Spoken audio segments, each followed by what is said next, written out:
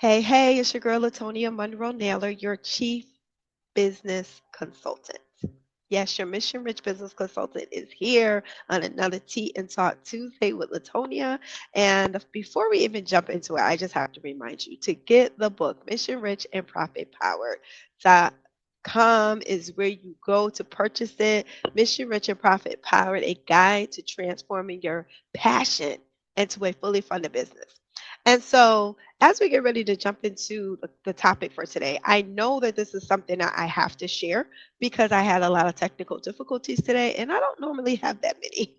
So, the topic on today is it's not what you know, it's not necessarily who you know, but how you know.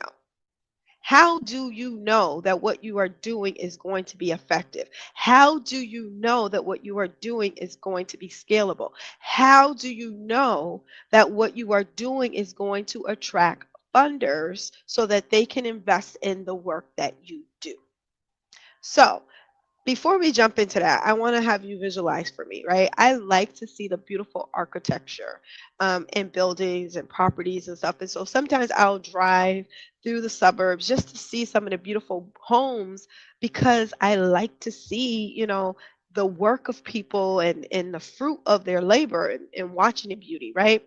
And one of the thoughts came to mind when I was viewing some beautiful homes a couple of weeks ago, and it was like, I wonder how much it costs to maintain those multi-million dollar homes.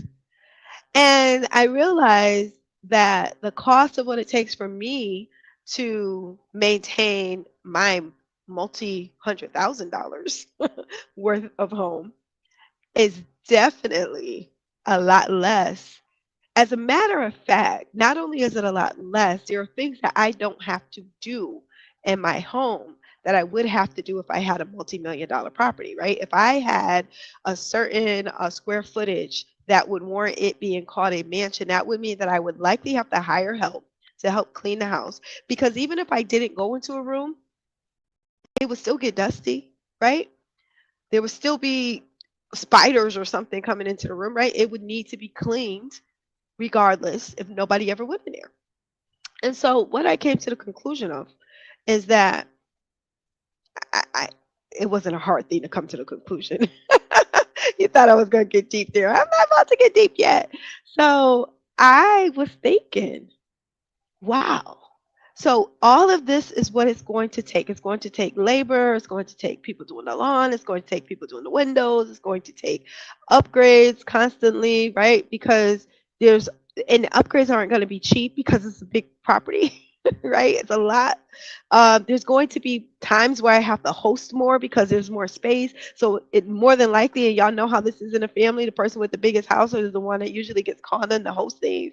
So I realized, wow, here's the extent of the conversation around the fact that if I have $1 million house versus $100,000 house, there is going to be a high level of maintenance. Now, let me get to the point.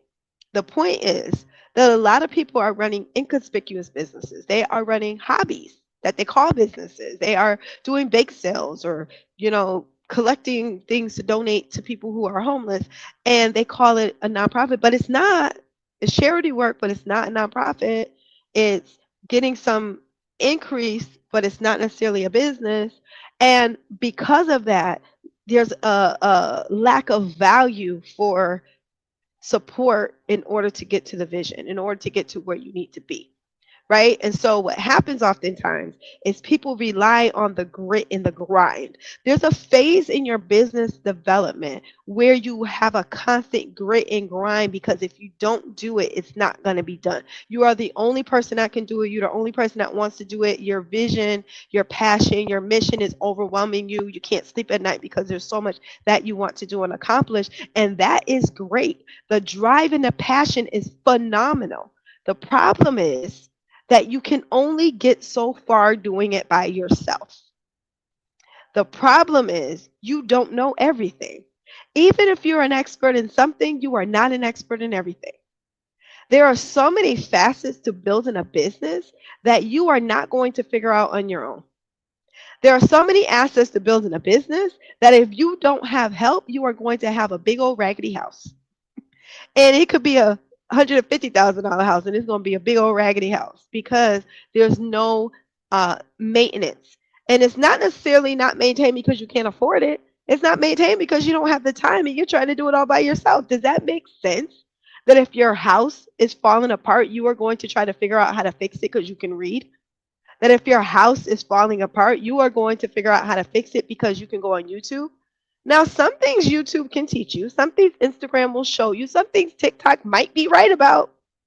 However, at the end of the day, you are not the expert of drywall and electricity and sewer and plumbing and painting and everything else that it comes to run your house, to maintain your house, to keep your house in pristine.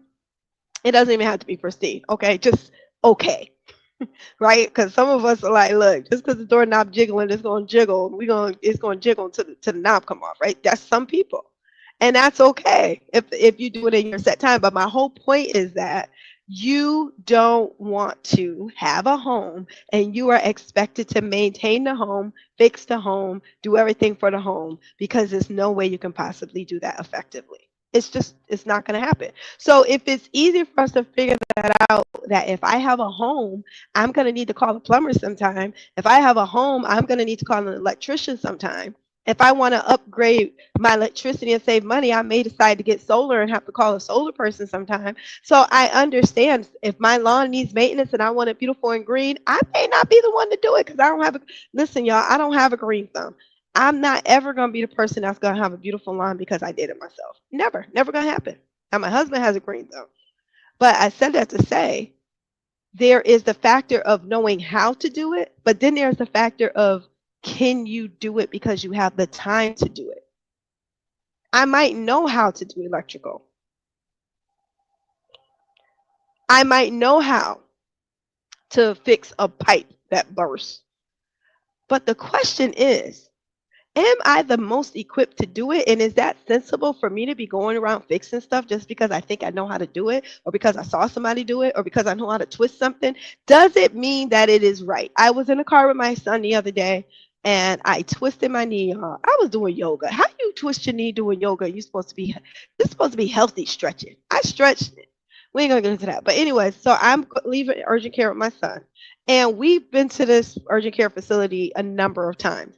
And so my son is driving and he goes out the parking lot and I'm like, you going the wrong way. He said, oh no, I'm not. And so I just sat back. I was quiet. I'm not driving. I'm gonna be quiet, let him drive. And he took me out the parking lot and it was a quicker way to get home. It was a way I never went before. But because he had already been there and had already done that, he knew that this was a better route. I never tried it. I never tried it because I knew the other way. The other way was sure. The other way was certain. But it was a longer way to get where I needed to be. So I was wasting gas. I was wasting time, right? Trying to get home because I was going a longer way. But he found a shorter way because that's what he do. You know, young people, they always thinking about, how can I do this quickly?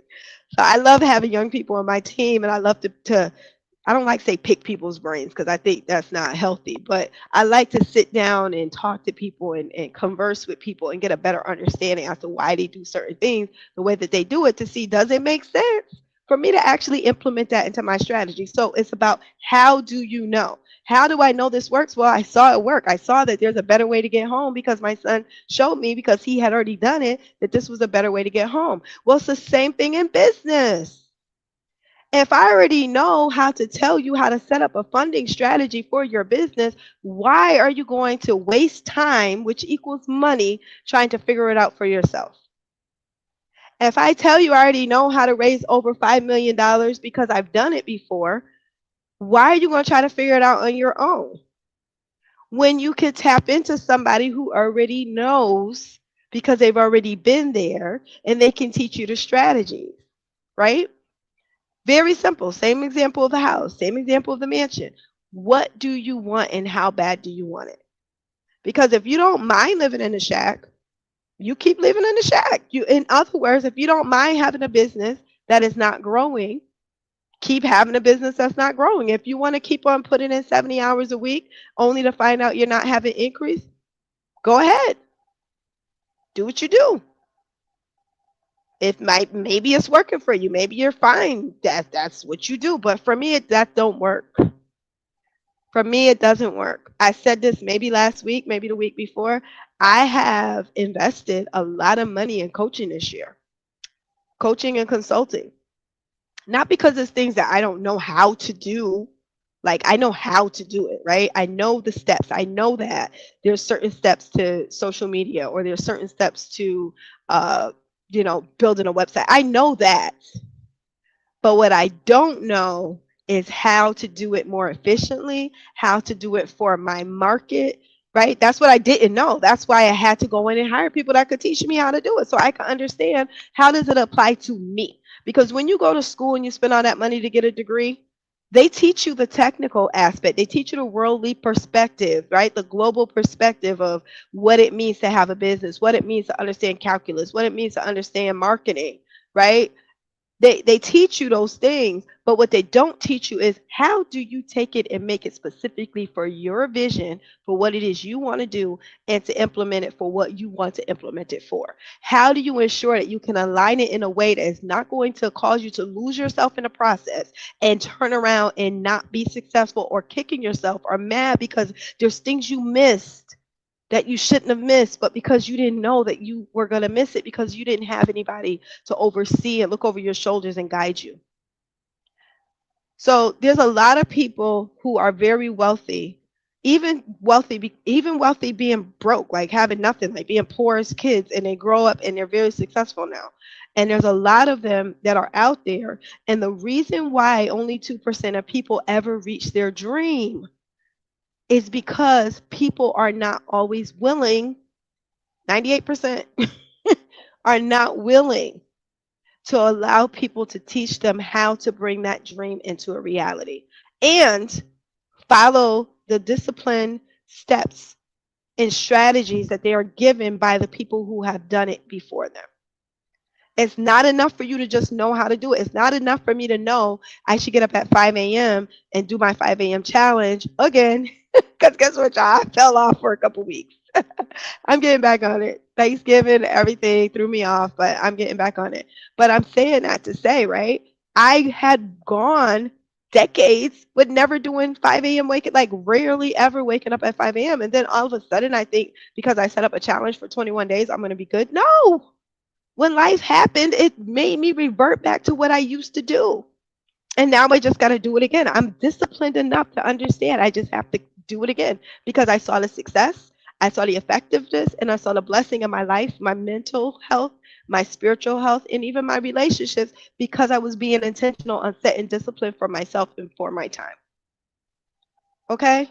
I have more notes, y'all, but I'm not getting into all the notes. I just want to remind you the importance and the value of building a strong circle, one circle at a time, building a strong network because you have built strong circles, and learning something new every day. Seek to learn something new every day. Listen to podcasts, read a book. Start with Mission Rich and Profit Powered. Seek to reflect every day. That's something that I learned when I did my 5 a.m. challenge, the reflective piece of really sitting back and being intentional to reflect and being intentional to plan out what my week is going to look like and when I am going to get my workouts in. As I told you, I twisted my knee, so I haven't been able to work out daily like I was. I was working out 6 days a week, definitely 6 days a week, sometimes 7. And I was doing it for a few weeks and I felt so good. And when I twisted my knee, I had to slow it down where I was only able to walk, because I couldn't put a lot of pressure on my knee. And now that it's just about healed, I'm getting back in that rhythm again of being able to go back to the gym and do what I need to do because I understand the importance of it. Because if I'm going to build a multi-million-dollar house, and I'm telling you this, it doesn't mean the dollar sign amount of multi-million. What I'm saying is the value. If I want a business that's going to be exceptional and excellent and operate at a high capacity and able to employ people and help people, I have to be intentional about how am I going to sustain and maintain, right? And it starts with me taking care of me. My mental, my emotion, my spiritual, all part of me, the holistic part. Okay. So I'm getting ready to sign off because I went overtime I did not mean to go over time, but I just want to remind you, how do you know? How do you know? Don't just do what somebody told you. Don't just do something that you saw on TikTok. Make sure the people that are around you, the people that you're working with, the people that are guiding you, are the people that can help you get to where it is that you want to go. Sit down and write it down, what it is that you envision, where you want to be, so you can get there. Because if you don't write it down and if you don't look at it, you will not get there. You will not get there. And the worst part is, you can be very good at telling other people how to do it for themselves, and they can actually grow and benefit from you, and you not grow and you not benefit because you're not practicing the discipline that you're teaching other people. So, it's December, y'all. Hope y'all getting your end of year stuff done, your compliance stuff done. If you need some help on that, you're not sure what to do, just message me, inbox me, let me know. If you have any questions, I love to answer questions. I love to sit down and chat with folks and all that good stuff. So, y'all have a good rest of your evening. See you next Tuesday for another Tea and Talk Tuesday with LaTonia.